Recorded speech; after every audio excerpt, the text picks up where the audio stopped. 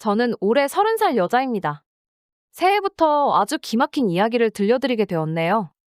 바로 제 전 남자친구의 이야기입니다. 예비 신랑도 아니에요. 이 얘기가 나오자마자 결혼 엎었어요. 아무리 생각해봐도 저는 이해할 수 없었거든요. 제 편 들어달라고 쓰는 거 맞습니다.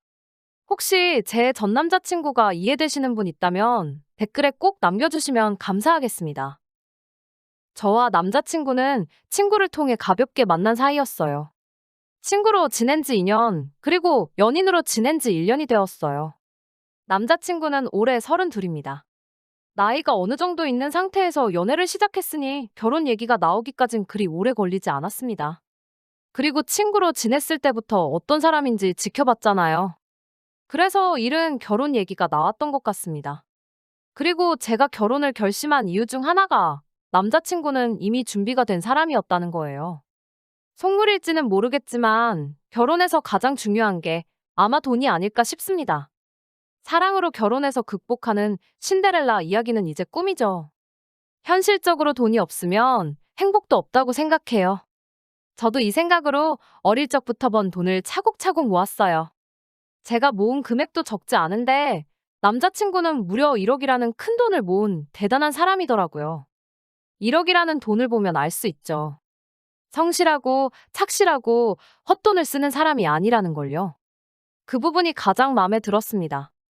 저도 마찬가지거든요. 명품은 부모님께서 제 취업 선물로 사주신 가방 하나가 전부예요. 이러니 결혼을 미룰 필요가 있었을까요?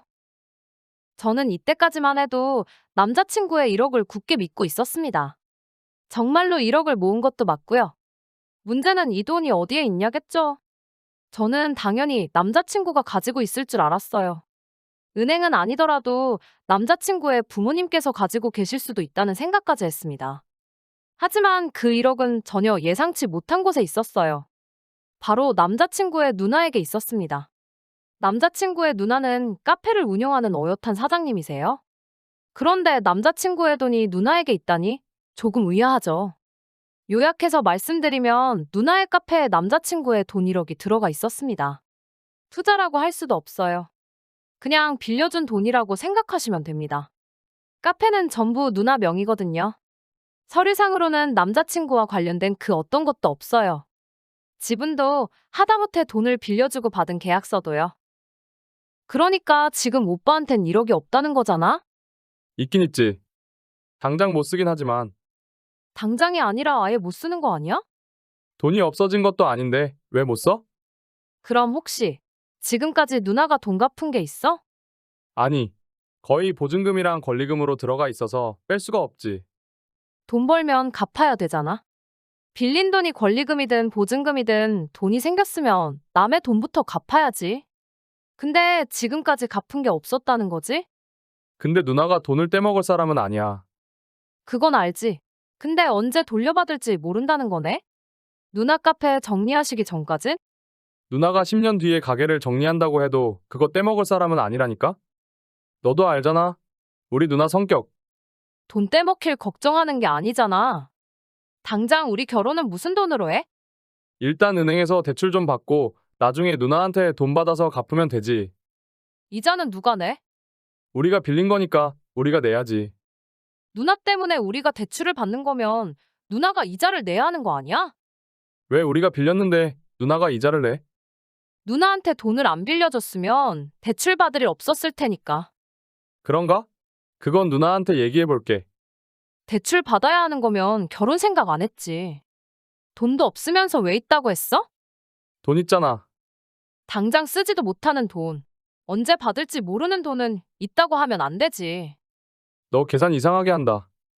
1억이 그대로 살아있는데 그걸 없다고 말해야 돼? 있다고 말할 때 다른 사람한테 빌려줘서 수중에 없다고는 얘기했어야지. 어차피 받을 건데 그게 그렇게 중요한가? 당연하지. 그것 때문에 대출을 받아야 한다면 중요하지. 여러분, 이게 안 중요한가요? 저는 이 결혼을 해야 하나 말아야 하나 할 만큼 중요한 사안인데 남자친구는 그게 뭐가 중요하냐는 태도예요.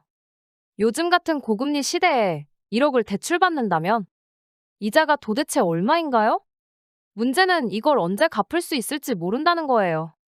저는 너무 이해가 안 되는 게 하나 더 있어요.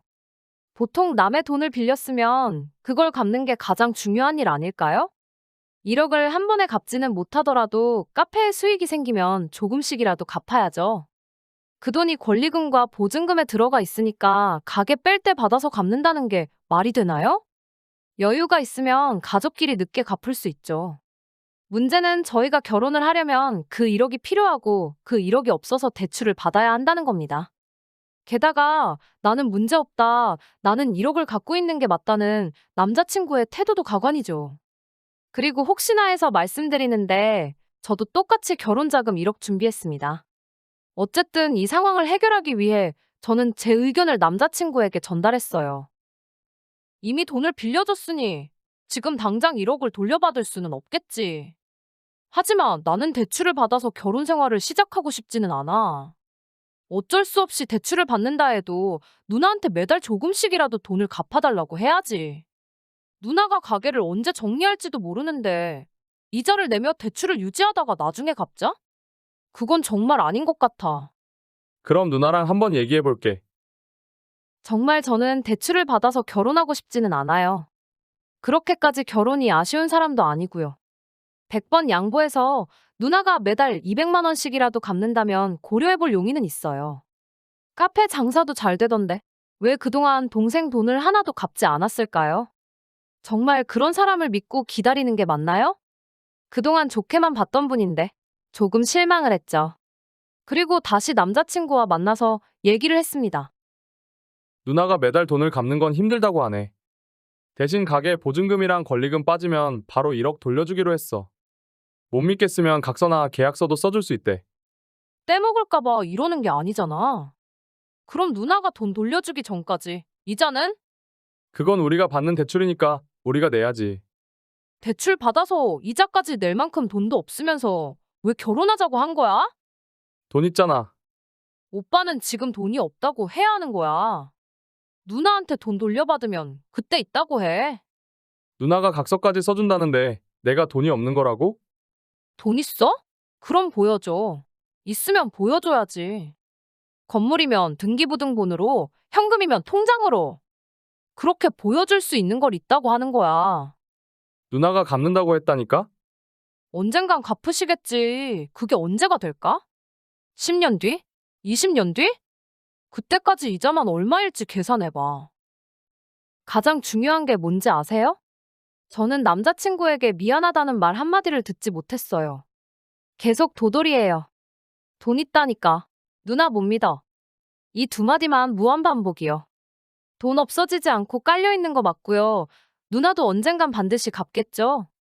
근데 정작 본인은 10원 한 장 못 쓰는 상황이에요. 남자친구 말대로 언젠간 돌려받을 돈이 있다고 쳐요. 근데 빌려준 상태라 쓸 수 없다는 것, 그리고 그걸 지금까지 말하지 않았다는 점은 제게 충분히 미안해야 할 상황 아닌가요? 남자친구의 얼굴을 보여드릴 수 없어 너무 답답한데요. 정말 당당하기 그지없습니다. 너는 은행에 돈 맡기면 그 돈도 없어진다고 할 거냐? 그건 얘기가 다르지. 은행은 언제든 내가 돈을 찾을 수 있으니까. 근데 오빠는 아니잖아. 그게 뭐가 달라? 똑같지. 그래. 오빠는 1억 있으니까 다른 좋은 여자 만날 수 있을 거야. 나는 단순한 사람이라 내 눈앞에 1억을 보여줄 수 있는 사람 만날래. 너 되게 속물이다. 내가 1억을 보여줄 수 있으니까 1억을 보여주는 남자를 만나고 싶은 거야. 내가 속물이었으면 10억을 보여주는 남자를 찾지. 나랑 똑같은 1억 가진 남자랑 결혼하려고 했겠어? 그냥 저는 남자친구와 대화하기를 포기했어요. 이해도 못 시키겠고요. 이해시키고 싶지도 않아요. 그냥 제가 포기해야죠. 결혼도 이 사람도 전부요. 저 속물이라고 욕해도 상관없어요. 빈몸으로 대출받아서 결혼하자는 놈이랑 결혼하는 게 미친 거죠. 그리고 자기는 대출 받는다면서 1억 가져가는 저는 속물이라는 사람입니다.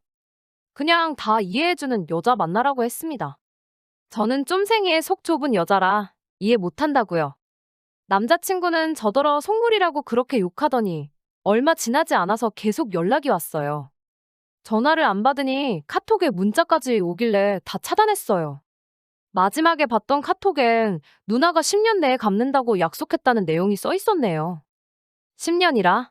누나가 이자까지 부담한다고 해도 결혼을 고민할 판에 이자는 못 내겠다? 원금은 10년 지나기 전에 언젠간 주겠다?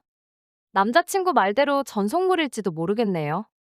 근데 저는 부잣집 딸이 아니라서 1억이 결코 가볍지 않아요. 빚 없이 시작하고 싶은 게 속물이라면 저 그냥 속물하겠습니다.